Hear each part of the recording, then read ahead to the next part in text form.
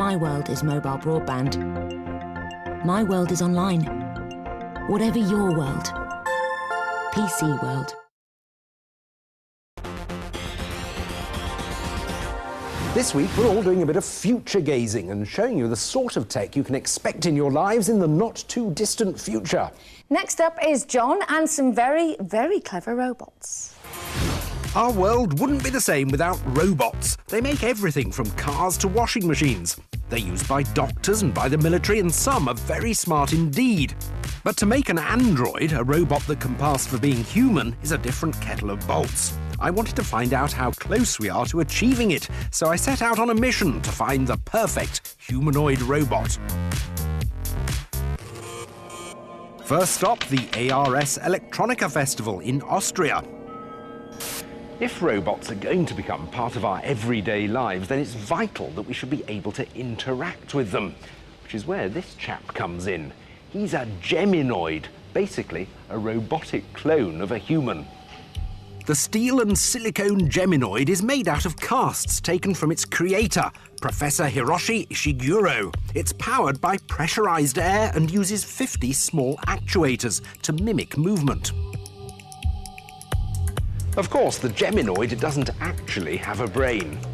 It works by remote control, so even though I look nothing like Hiroshi, I got the chance to step into his shoes. I've got a couple of screens so I can see what's going on, and I've got two cameras pointing at my face, picking up points around my mouth and around my eyes, and that information is being transmitted to the Geminoid. Take a seat. Where are you from? I'm from the UK.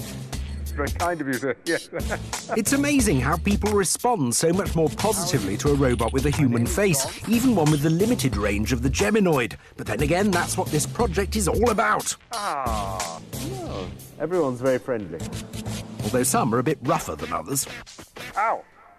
Oh, yeah, I'm quite rubbery. Oh, bye-bye. The Geminoid represents a huge step towards making robots look and act like humans. But how close are we to making them think like humans? To find out, I jetted to sunny Brighton, where I'd been invited along to judge a Turing test.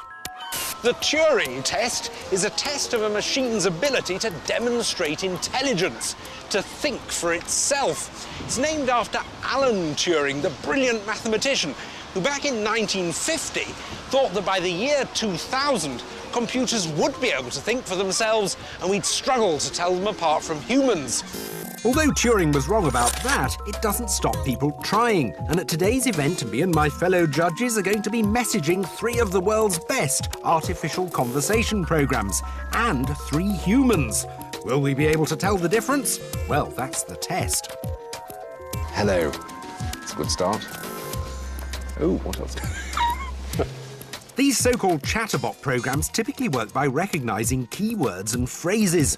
This allows them to then reply using pre-prepared responses which are designed to fool you into thinking you're speaking to a real person. You need a good polish. What's surreal? It started oddly, and over the course of the afternoon it didn't get much better.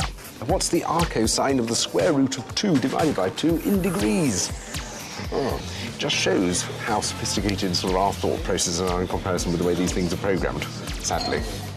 And although we had some amusing conversations, none of the computers came close to passing the Turing test. So, the $100,000 prize remains unwon for another year. Having been disappointed in Brighton, I travelled to Plymouth to see the birth of what some are hoping will be a robot revolution. This is the iCub, a 1-metre-tall baby robot. It's part of a €100 million a year cognitive robotics project to develop a robot that moves like a small child and learns like one. Eventually, they hope it'll be able to walk, crawl, balance, grasp objects in a lifelike way, and even feel things with its fingertips. Just like a toddler, but without the tantrums and toilet training. There are currently 18 different iCubs under development at universities around the world. They're all working on different functions of the robot with the hope of bringing all the research together to make a super iCub. Here at the University of Plymouth, they're concentrating on the recognition of speech, objects and colour, and translating that into movement. So if I say red, the eye cub will pick up the red in this bear's coat and follow it round as I move the bear across its field of vision. The eye cub already understands the words red, blue and green, and once asked will look for and lock onto any one of these colours. Here its camera eyes have found red. In a couple of years' time, they reckon the eye cub will have the linguistic powers of a 3-year-old and will be able to understand short sentences and act on them. So if you say, pick up that ball or take the cat out of the washing machine, it'll do it. Fascinating. Yeah, really interesting. Yeah. But am I right in thinking that it seems as though robots are a long way off being able to emulate humans and actually be self-aware and actually be intelligent? I know progress is frustratingly slow, but I think it's accelerating and it might surprise us because once these different disciplines come together, you will have this robot that can think and feel and develop and talk to you sooner than we might think. And let's not forget, there are so many areas in which robots are already way in advance of us in terms of their mathematical ability.